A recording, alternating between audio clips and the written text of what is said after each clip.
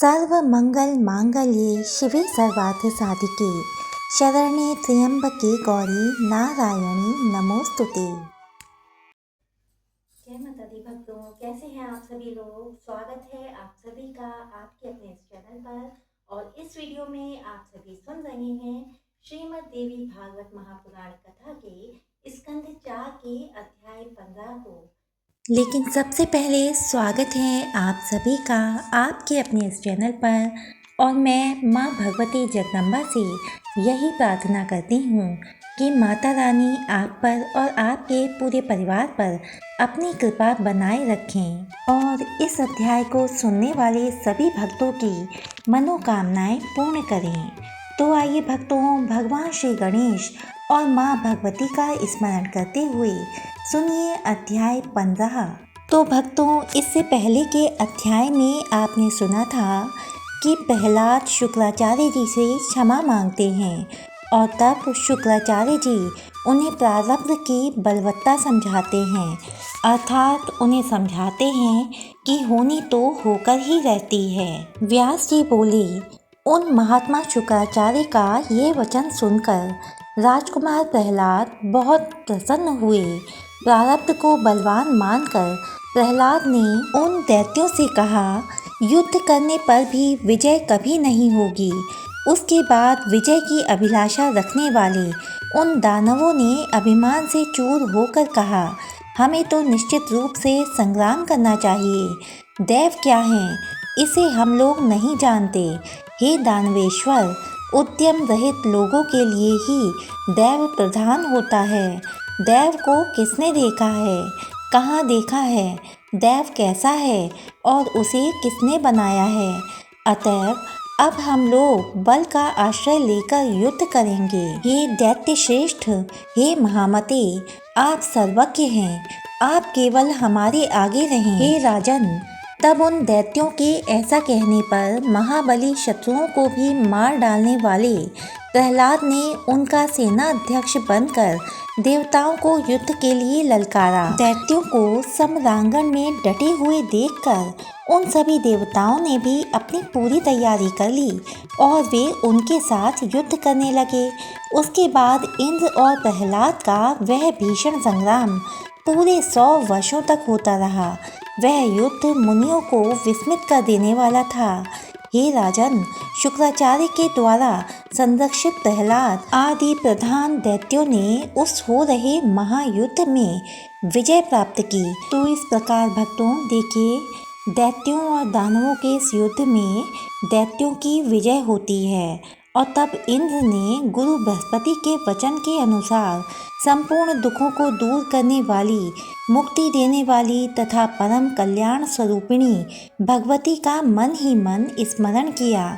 इंद्र बोले, हे महामाई, हे शूलधारिणी, हे अंबिके, हे शंख चक्र गदा पद्म तथा खड़ग से सुशोभित हाथों वाली, हे अभय प्रदान करने वाली, हे देवी आपकी जय हो।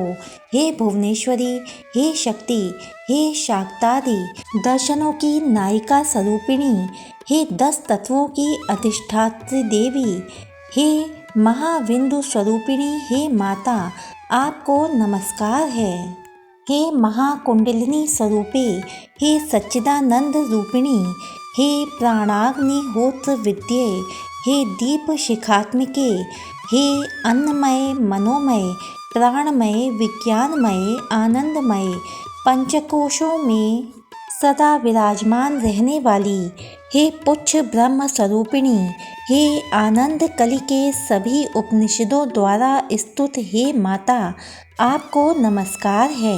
हे माता, आप हम पर प्रसन्न होने की कृपा करें और प्रफुल्लित मुखमंडल वाली हो जाएं। हे जननी, दैत्यों से पराजित हम निर्बलों की रक्षा कीजिए। हे देवी, एकमात्र आप ही हमें शरण प्रदान करने वाली हैं। आप संसार में प्रमाण स्वरूपा हैं। हे समस्त पराक्रमों से युक्त भगवती, हम लोगों का दुख दूर करने में आप पूर्ण समर्थ हैं। जो भी आपका ध्यान करते हैं वे परम सुखी हो जाते हैं और आपकी उपासना न करने वाले दूसरे लोग दुखी तथा शोक और भय से युक्त रहते हैं। मोक्ष की अभिलाषा रखने वाले अहंकार शून्य तथा आसक्ति रहित संत लोग संसार सागर के असीम जल को पार कर लेते हैं। हे देवी, हे विश्व जननी, आप विस्तृत प्रभाव वाली हैं। भक्तों की रक्षा के लिए आप प्रकट हो जाती हैं। आप भक्तजनों का दुख दूर करने में समर्थ प्रताप वाली हैं। इस संपूर्ण जगत का संहार करने के लिए आप काल स्वरूपिणी हैं। हे अम्ब, कौन मंद बुद्धि प्राणी आपका चरित्र जान सकता है। ब्रह्मा, विष्णु, महेश, सूर्य, इंद्र, यम, वरुण, अग्नि, वायु, निगम, आगम तथा महातपस्वी मुनिगण भी आपकी अनुपम महिमा को जानने में समर्थ नहीं हैं। हे उमे, जो आपकी भक्ति में तत्पर हैं वे ही परम धन्य हैं और सांसारिक दुखों से मुक्त होकर सुख के समुद्र में डूबे रहते हैं। किंतु जो लोग आपकी भक्ति भावना से वंचित हैं वे जन्म मरण रूपी तरंगों वाले दुखमय भव सागर को कभी भी पार नहीं कर सकते। जिन भाग्यशाली लोगों के ऊपर स्वच्छ चंवर डुलाए जा रहे हैं, जो हास विलास का सुख भोग रहे हैं तथा जो सुंदर यानों पर सवारी कर रहे हैं, उनके विषय में मैं तो यही सोचता हूँ कि उन्होंने पूर्व जन्म में अनेक विध पूजन उपचारों से निश्चय ही आपकी पूजा की है। पूजित होते हुए जो लोग उत्तम हाथियों पर विराजमान रहते हैं, जो रमणियों के साथ आमोद प्रमोद में संलग्न हैं और जो विनम्र सामंतों के साथ चलते हैं, मैं मानता हूँ कि उन्होंने अवश्य आपकी पूजा की है।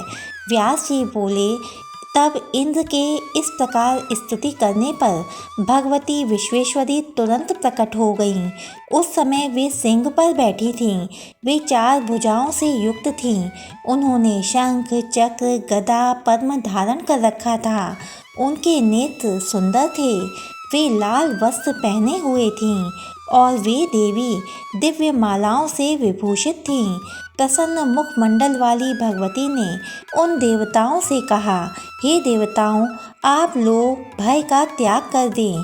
अब मैं आप लोगों का कल्याण अवश्य करूंगी। तब ऐसा कहकर सिंह पर सवार वे परम सुंदर भगवती तुरंत वहां चल पड़ीं जहां अभिमानी दानव विद्यमान थे। प्रहलाद आदि सभी प्रमुख दानव भगवती को सामने स्थित देखकर भयभीत हो आपस में कहने लगे कि अब हमें क्या करना चाहिए। संभवतः यह चंडिका भगवान नारायण से मिलकर यहाँ आई हैं। इसी ने महिषासुर का वध किया था तथा चंड मुंड का विनाश किया था, जिसने पूर्व काल में अपनी वक्र दृष्टि से मधु कैटभ का संहार कर डाला था। वह अंबिका अब हम सबको अवश्य मार डालेगी। इस प्रकार उन्हें चिंता से व्याकुल देखकर प्रहलाद ने उनसे कहा, हे श्रेष्ठ दानवों, इस समय हमें युद्ध नहीं करना चाहिए बल्कि भागकर यहाँ से चले जाना चाहिए। तब भागने की चेष्टा करने वाले उन दैत्यों से नमोची ने कहा, ये जगन माता भगवती कुपित होकर शस्त्रों से हम लोगों का संहार अवश्य कर देंगी। इसके बाद उसने प्रहलाद से कहा, हे महाभाग, आप ऐसा उपाय करें जिससे हम लोगों को दुख न मिले। उन भगवती की स्तुति करके उनकी आज्ञा से हम लोग इसी क्षण पाताल के लिए प्रस्थान कर दें। प्रहलाद बोले, सृष्टि पालन और संहार करने वाली सभी प्राणियों की माता तथा भक्तों को अभय प्रदान करने वाली शक्ति स्वरूपा भगवती महामाया की मैं स्तुति करता हूँ।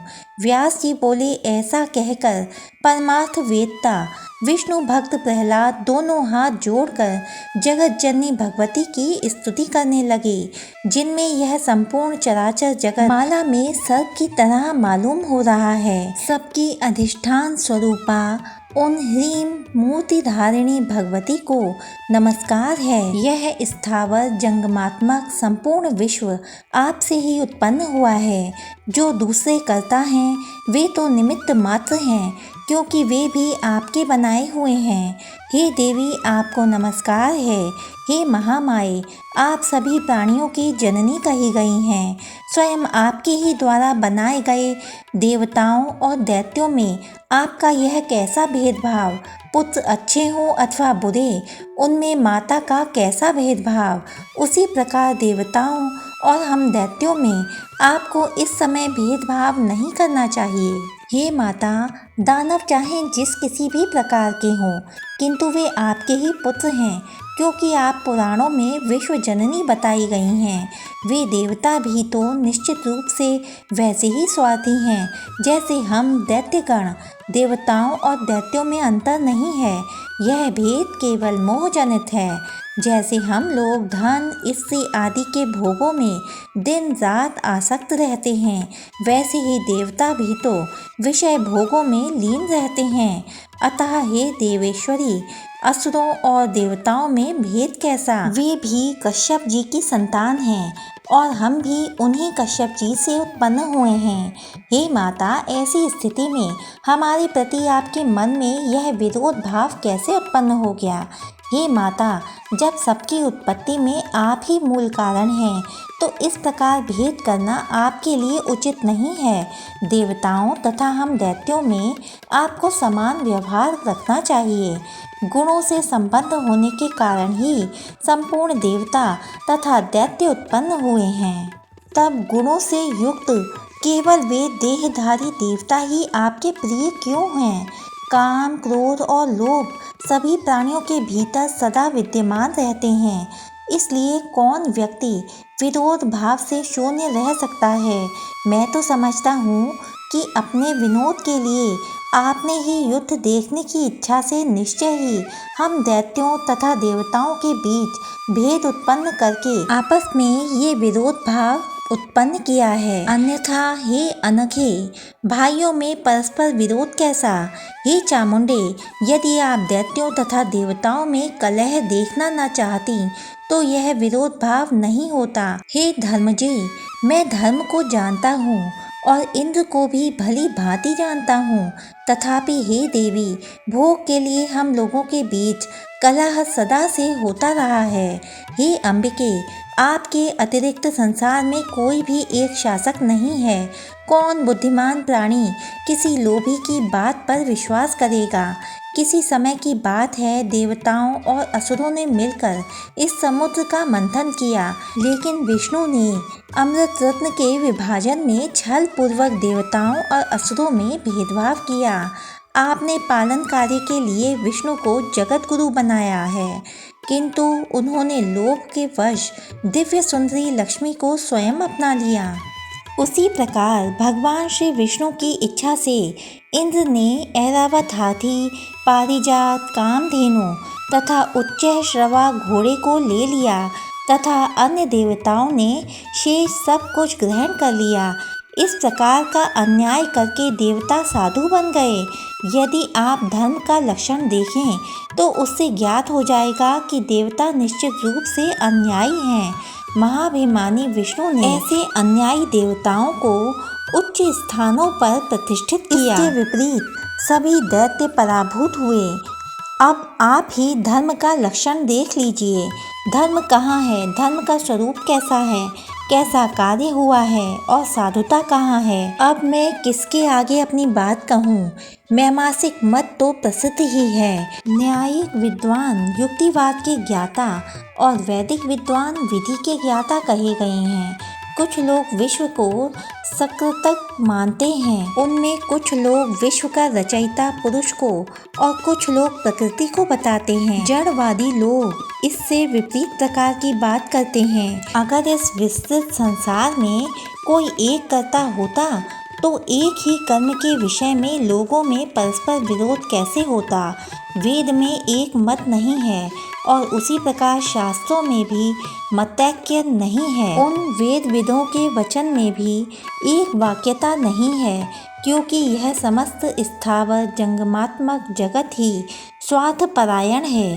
संसार में कोई भी ना तो निष्प्रह हुआ है और ना होगा।